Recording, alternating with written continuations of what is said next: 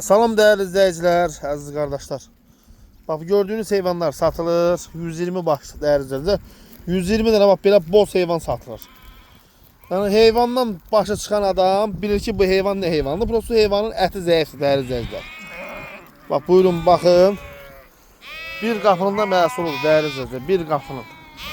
Ama bozdu. Bakın değerli izleyiciler. Temiz bozdu. Bak birinci qarına şişəkli bakanınızdır. Bak bunun özü də şişəkli. Deyim məliyən şişəyə bak. Vay vay vay vay.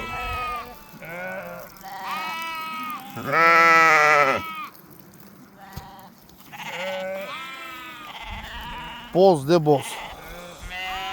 Bunun hamısı belədir değerli izleyiciler. Hamısı.